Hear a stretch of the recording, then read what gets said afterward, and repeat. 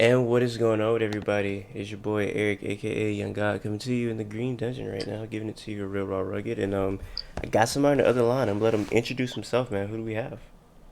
My name is Karsten. You might know me as KTO. I run a YouTube channel about football, and I've been doing it for almost 3 years. And yeah, that's what I do. All right, so I'm gonna introduce you because you undersold yourself, man. You have the best YouTube channel about football right now going currently, man, and that's a Thanks, man. fact, man. That's why I had to interview you because you're definitely my favorite football YouTuber, man. You're really good at it. You're really good at it. Thanks. I like the fact that, well, I can only assume, but you don't seem to like try to rush videos. Like you'll take a month or two just to put out a video because I'm pretty sure you just don't want to put out anything. Or am I wrong? No, that's definitely true. I have felt like I've rushed videos in the past, and I don't feel good about it. So for me, taking an extra week or two or a month isn't a big issue to me, just because I care about the quality of what I put out. So. As a subscriber, I definitely, you know how subscribers are, you get a little impatient, like, ah, where's the video? But when it drops, it's like, I understand why it took its time with this. It came out really good. Yeah. I'm curious though. You say you rushed a couple videos. What videos did you rush, if you can remember? Well, I just felt like when I first started, I was trying to gain. I was more worried about like gaining views and subscribers than I was putting out like quality of videos. And so I was trying to upload on a weekly basis, and I just remember getting to the point where I'd have like 2 3 days left to get something up. Don't really know if I want to roll with this video idea that I'm doing, and so I just do it. Mm. And so it would kind of get like I was like semi passionate about it, and it just would come together. I just wouldn't feel great about it, but it was one of those things where I was like, screw it. I'm gonna go with this and just go with it. So, Have you ever like kind of rushed a video, but it got a lot of views, and you were like, whoa, I wasn't expecting that? so I did one on the hefty lefty, uh, Jared Lorenzen. It was like the title was "Meet the Most Massive Quarterback in NFL History." Mm. And it was a video where I was almost like joking around just because it was like I'd been doing a bunch of serious type of stuff, and it was more of a lighthearted Yeah. subject. And I made that whole video in like one day, and I was at my parents' house at the time, just like visiting. I was like, I'm gonna just do this video really quick, and I just uploaded it almost as a joke. I only had like 10,000 subs, and then it went nuts. It gained like 1 million views in like the first week, and for me that was crazy then because I didn't have any videos like that really popped. You know what I mean? So it popped, and then I was like, if I would have known it was gonna pop, I would have taken more time on it. So Nah, the yeah, most trash thing about making content is definitely like you'll put like your blood, sweat, and tears into a video. Be like, yeah, man, it's so good. Then it comes out, and then nobody really cares. You're like, wow, that's crazy. And then you just throw something together, and it goes viral, and you're like, yo, what is this right here? Like, yeah, that's the worst exactly. part. That's the worst feeling. Have you ever been through that? Like, you put like a lot of work into a video, and it didn't do what you thought it was gonna do.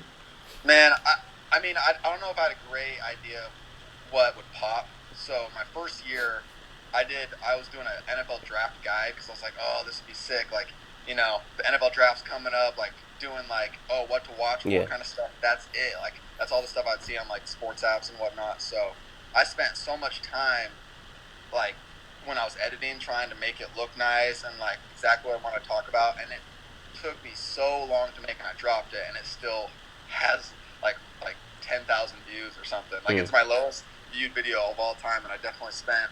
It was like really frustrating when I was making it because it was just it wasn't coming together how I was hoping, and I really was like meticulous with the editing, and yeah, and then it didn't pop. So it just happens, you know what I mean? No, the crazy thing about it is, and nobody will know how much time you spent on it outside of you because they won't realize the little meticulous edits. Even though you want it to be in there, it might go right past somebody's head. Like they won't even Exactly. realize it or whatnot. So yeah, making videos is it's really like frustrating. And I know you were like a D1 college athlete.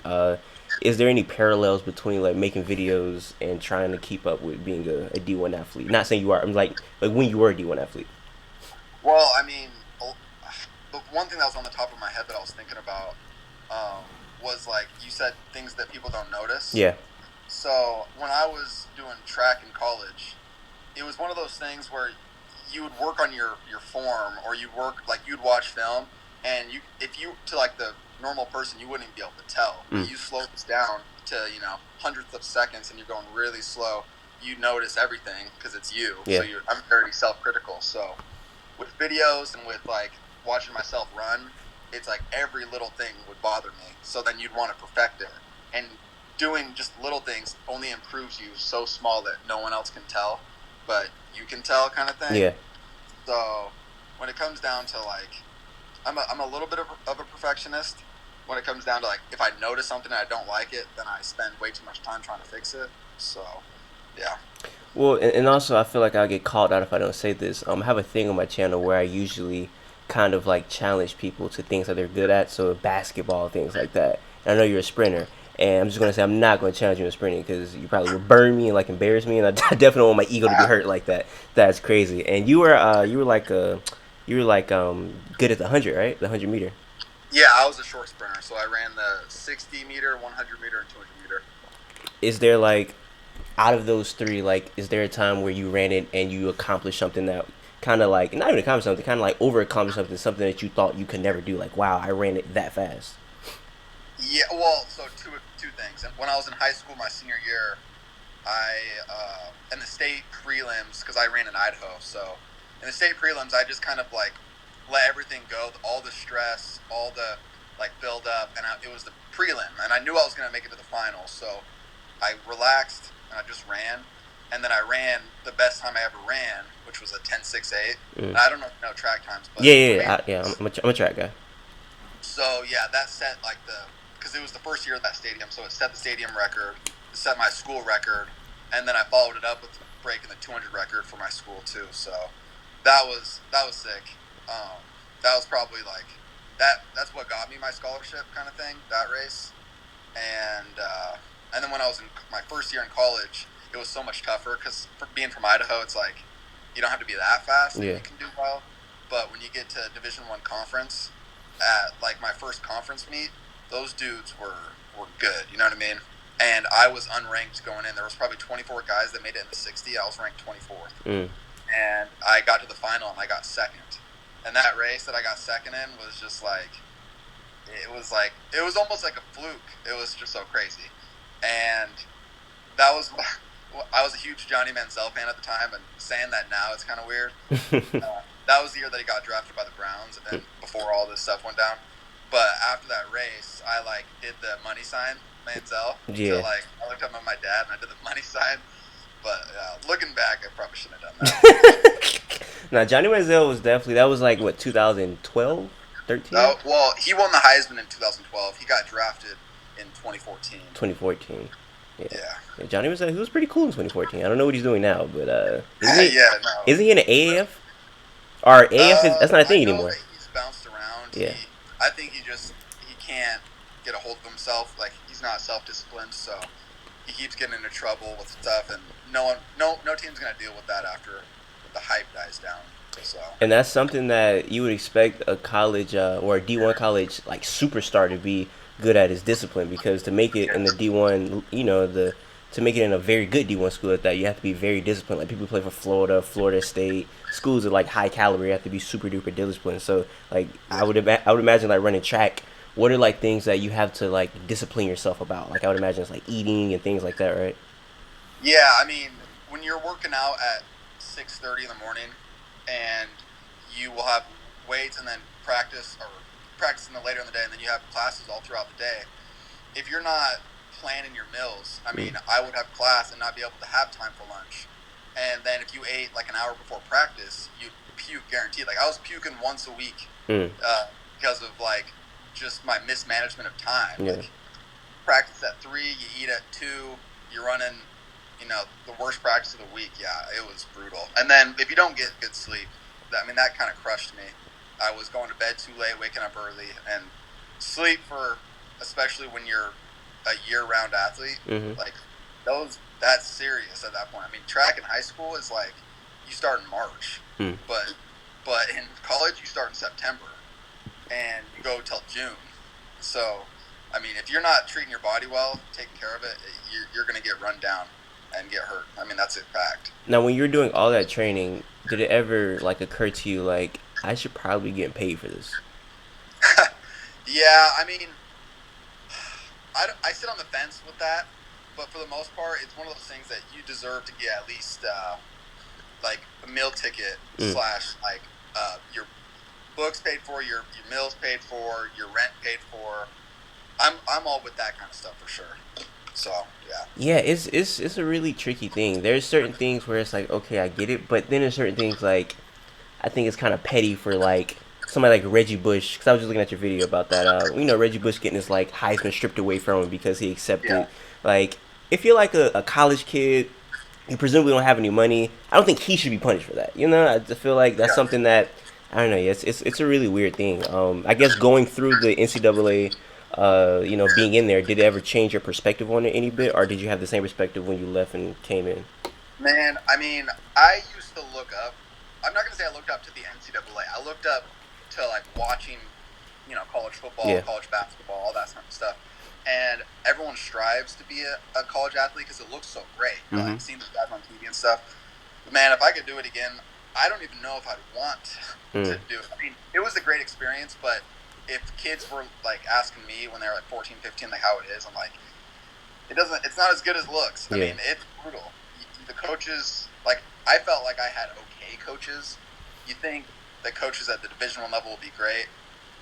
It's not always the case, and sometimes it just doesn't go the way you think it is. I mean, it's a lot harder than how we glorify the dudes on TV because you see them play on Saturday, and it looks so awesome playing college football. But most of those dudes either get hurt and never play, or they don't play until their third and fourth year and they get hurt. You know what I mean? So yeah, Yeah. everyone sees a star. No, So yeah, it's definitely looks like crazy. It looks like a crazy thing, and I know you're talking about being frustrated with certain things, and I don't know, but I feel like if I was making a YouTube channel, and I decided to stick to like one topic, I feel like I could see myself getting bored or getting frustrated with it. So you sticking to just like primarily NFL, sometimes like college football, but just football in general. Do you ever like want to venture off and make other type of videos, or are you, I guess, satisfied with just football? yeah, it's a constant battle in my own head because like right now, I think the hardest thing about making videos is it's not football season. So my passion for football is it's lower Mm-hmm. than it will be say, August, September. Then I'll be like pumped and then I won't stop thinking about football. But when it's this time of year and it's just so dead to think about football and all the storylines are just whatever. They're I mean, that's just so back to your question. Yeah. I have considered doing basketball content, track content, uh, venturing out of sports a little bit, but it's one of those things that I would start probably another channel Mm. and kind of change up what I'm doing, and that's still a possibility. But on the main KTO channel, I'm probably going to keep it football and like a little hint of track, Mm. just because that's what I truly know. I appreciate basketball. I appreciate other sports, but I don't know them as well. So I feel more comfortable making football content, I guess, because that's what I've been passionate about my entire life. Whereas basketball, I'm like, when I was like 16, I started to like it, kind of thing. Mm. So I don't know the stories and the lore, and I don't appreciate them as much as I do with football. Like I can look at something from like the football, like in the '70s, and some random story, and I'm like fascinated. You Yeah. know what I mean? So Well, before yeah, we kind of veer off to that, because I kind of want to talk about that, I do want to talk about the NFL and your team, the Browns, right? yeah. I'm pretty sure you've been ecstatic with all your pickups and things like that. How does it feel being a Browns fan now? Uh, there's two things. One is it's kind of annoying because I think they're getting really hyped up, and everyone's starting to quote unquote become a Browns fan, and Yeah. like, hey, it's cool to be a Browns fan now, and that kind of stuff is a little frustrating because I've had to go through like almost 20 years of shit. You know what I mean? Yeah. I, they've been so bad, and I've watched like almost every game now for 5, 10 years, and they're finally starting to come around, and so it's like cool now to be a Browns fan. But other than that, it doesn't feel real yet. Like seeing pictures of Odell in a Browns jersey, it does it feels weird.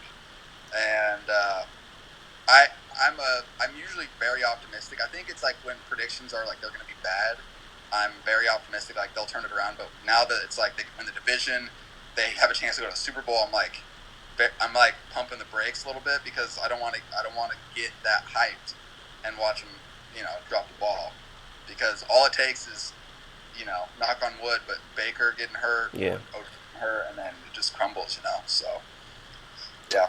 Well, So being that my team is in the AFC, I am praying you guys fail miserably. I'm praying that you guys you're saying fail. So I'm from Jacksonville, but I'm not a Jaguars fan at all. okay? Never been a Jaguars fan. People crucify me for that.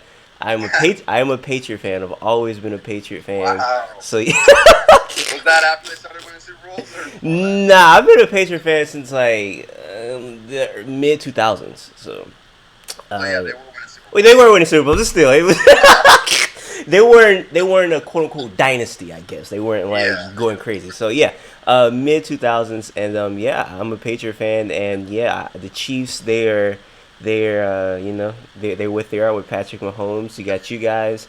And I'm not gonna lie, it's a little scary. It's a little scary. Like, like the AFC usually has been the weaker division, but our weaker conference, and it's kind of getting a little, getting a little interesting now for sure. Well, yeah. I mean, to that, it's just kind of like, how long is Tom Brady going to hold on? Like, Yeah. it seems like every year it's the same question, and if he plays till he's 45, then that's great. But every year it's going to come up. You know what I mean? His bones are going to get fragile at some point. So I don't know we'll what see. he's doing. I don't know what type of like Brazilian doctor he's going to, but man, Yeah. he's going No, crazy. no, he's got the best of the best when it comes to that for sure. Yeah, I don't know what he has going on. And it's crazy because I feel like every sport they have that one athlete that defies like uh, father time. In boxing, you got people. In basketball, you have people. Track, you usually don't though because it's kind of like a young man sport or whatnot. Yeah. Um, I don't know. Has there ever been like a track person that kind of like defied time? I can't really think of one. Well, I mean, so do you know track names at all? Yeah, yeah, You know who Justin Gatlin is? yeah. The American. Yeah, so I mean, he got in trouble for steroids like in the mid 2000s, but I mean, he was at the 2000. He won the 2004 Olympics. He was the last gold medalist before Usain Bolt, and he's still running. Like he got second. I'm pretty sure he got second at the last Olympics, and he was still running in world championships up to like this last year, and he's like in his mid 30s at this point. Mm. And for track, that's like guys don't run that long, so you could say he's kind of beating Father Time a little bit, but it's mid 30s, not compared to, guys playing in their 40s Yeah. and football and stuff. But track, you have to be at your absolute peak physical ability to play at the top level, or to run at the highest level. Whereas like football, you have teammates and stuff, Yeah. and it's all system kind of things. So yeah. Well, since Usain is retired, who do you think is going to be like the next 100-meter guy? That's what's exciting. That's why I'm excited to watch the Olympics. It's wide open. You don't know if there's going to be another Jamaican guy that comes up that we haven't heard of yet. There's a bunch of young Americans that are Mm-hmm. like Christian Coleman. You might have heard his name. I gotta call it coming. Um, there's just a bunch of young guys, Trayvon Bromell, that are in their like 20. Yeah. You know what I mean? Like 19, 20, that all are in that like breakthrough potential, I guess. So it'll be interesting to see. I think one person who kind of showed off in the Olympics was I think it's Degrassi. It was the Canadian guy. Oh yeah, Andre DeGrassi. Yeah, He's pretty talented. I'm curious to see what he does next year. yeah. He's always been hanging around. I mean, he got a big name at the last Olympics. He was close to Usain in a couple of the like the prelims and the final and stuff. But yeah, he's potential too. Yeah, that's crazy. Is that was like what when you were in like a college was the Olympics? I'm pretty sure that was like a thing you set your mind on, right? Well, the thing is, when you're looking at a year-to-year basis, you're so focused on advancing to the next tier. Mm-hmm. So it's like you want to make it to your conference meet, then you want to make it to like they're divided into West and East preliminaries, and then you want to make it to that. Then you want to make it to the NCAA final round, and then you want to make it to the national championships Yeah. for like pros, and then so there's a league called the Diamond League. That's kind of like the NFL of track. It's like where all the pros they travel around the world and it's like a world track league basically. It's not very known well in America because track's like not very ranked high on the like Yeah. in, but yeah, I'd say the Olympics is like the ultimate goal, but it's more of like becoming a professional with getting sponsors. I mean, it's kind of like golf. Yeah. You want to become like get a big sponsor. You know what I mean? Run for Nike or run for Adidas or whatever. So, Do you have any bold predictions for the NFL season coming up? mm, I might need a little time on that. Mm. Bold predictions. I could be a homer and say the Browns are going to the Super Bowl. Mm. I'm gonna say that no matter what. So, I'm not gonna lie. I've been thinking a lot about the Browns, and I feel like a lot of times when teams are this hyped up, they a lot of times don't deliver. And I'm pretty sure that's like one of your worries too, because they're so hyped up and they have to live up to these crazy expectations. yeah, That is like even for the players sometimes it might be too much because it's like we're trying to do things that are kind of impossible at this point. Like I can see like if they win their first 3 games, people are going to be like, are they going undefeated? You know, and it's going to be hard yeah. being a Browns fan. All it takes is them to lose their first 2 games, and then everyone's going to question everything, Yep. including the players. So they have a rough start of their season because their schedule's not easy for the first like 7-8 games. So if they have a losing record halfway through the season, then I don't know what's going to happen. You know what I mean? I don't know who's going to get pissed. I don't know if Baker's going to say something dumb. So we'll see. Nah, it definitely should be interesting. And I'm not gonna lie, since you're a Browns fan, you're the perfect person to talk about this with. Not even think about this until now. So I watched like the first couple Brown games of the season, Yeah. and Baker Mayfield, he's really good. But I'm not gonna lie, I don't think Tyrod Taylor did as awful as people said. So for you being a Browns fan, how bad do you think Tyrod Taylor played? I kind of have a conspiracy. I think that there. I mean, it was why the coaches got fired. Yeah. Todd Haley and Hugh Jackson, because I think Todd wanted to start Baker, and so I think he was running plays that were screwing Tyrod over. Mm. Like I really watched the offense, and it was just not a good looking offense. And the moment that Baker went in, you're talking about spreading it out, like formation shifts, like getting the ball down the field. But I'm with you. I don't think Tyrod was playing that bad, and he wasn't playing great, but they were. Todd Haley was trying to get Baker in as soon as possible, so it was like there was too much hype behind Baker. It was bound to happen, so it was just unfortunate for Tyrod. I feel bad for Tyrod because Tyrod's getting screwed. He got benched for Yeah. Nathan Peterman. That's crazy. If I got benched for I might fight the person who benched me for Nathan Peterman. That's crazy, man. So Yeah, exactly. yeah, I don't know. Is he still y'all backup? No, he's in Miami now. Oh, he's in Miami now. Yeah. Yeah. Who's quarterback? Is that who they get in Miami? I forget. Is they get they got They got Josh Rosen. yeah, they got Josh Rosen. They got what's your thoughts on Josh Rosen? Yeah. Well, so before the draft that the Browns got Baker, I was almost all in on Rosen, Hmm. and looking back, that's weird. But he was the most like precise passer. He was just like textbook definition of what you'd want in like a pocket passing quarterback. But now I'm looking at it, and I'm so glad the Browns didn't get him. I mean, he just seems like almost like the Aaron Rodgers, like arrogant. I'm better than everyone. Yeah. Mindset.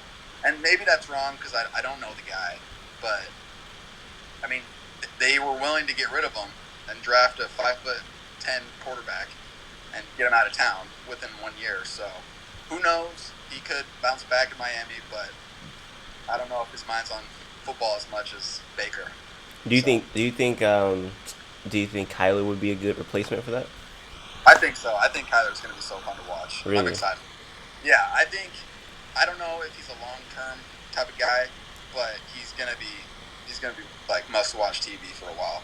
That's how I feel. I don't know if they're going to win games, but he's going to be fun. Yeah, I think he's already getting compared to Russell, and I feel like that's what he's going to be like compared to for like a little minute now. So Yeah. yeah, it's really interesting to see where he's going to go with his career. And yeah, and I remember earlier you were talking about not watching basketball all your life and kind of just like recently in recent years getting hooked Yeah. to that. Did you catch the finals? Yeah. Yeah. Yeah. And it was weird. I was kind of cheering for the Raptors for a while, but then the Warriors got down 3-1, and I think it's just always cheering for the underdog in me. But I kind of switched sides, and I was cheering for Golden State to come back. I thought it'd be like the perfect you know, they've been immortalized as the team who gave up coming back from 3-1. So if they did it to the Raptors, that would have been sick. But I mean, that was a good last game. I don't know if you watched Game 6, but Yeah, yeah, of course, of course. I it was a honestly, good game. I had them winning the whole series, but after Clay went down, I was like, I don't think they No could do way. it. Yeah, I Yeah. don't think they could do it. Even if they won that game, you're going into Game 7 without Clay and Durant, and then you got Looney at, whatever's wrong with him, Yeah, and then Cousins that's not that great with the Warriors. So, yeah, I thought it was just unfortunate. I mean, injuries suck. yeah. That's why.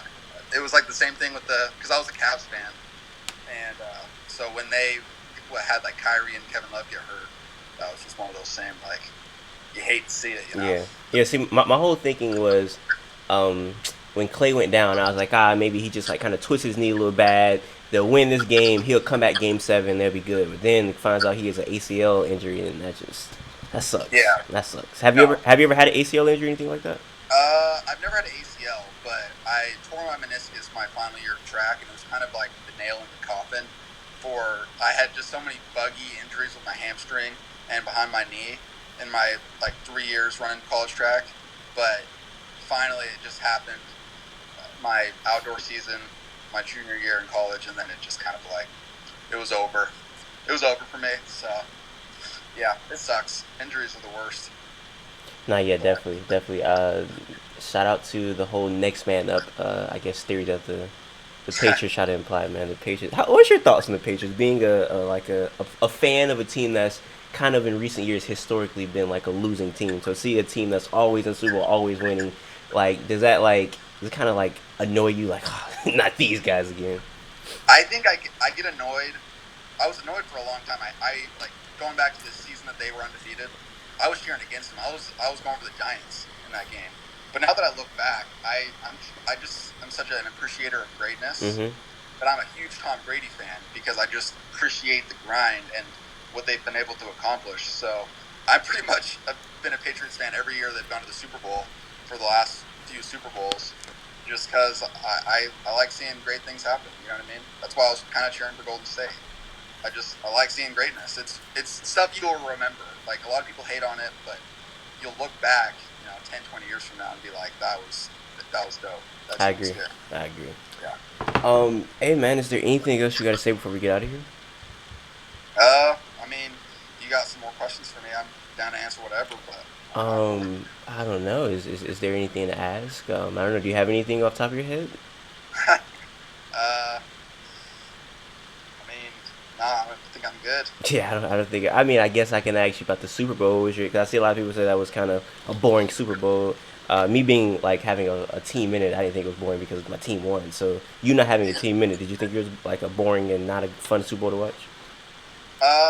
It wasn't high octane at all. Mm. It wasn't like what people like to see. I think the casual fan loves to watch like touchdowns and celebrations and all that jazz. But I mean, if you really appreciate football, low scoring games are so like tight, Yeah, like they're so like close because it's like first downs matter. 3 yards sometimes matters. 4th and 2 when they haven't gotten it all game. That's so tense. You know what I mean? So I love that kind of stuff. I thought it was disappointing in the fact that Jared Goff was so bad and they yeah. laid.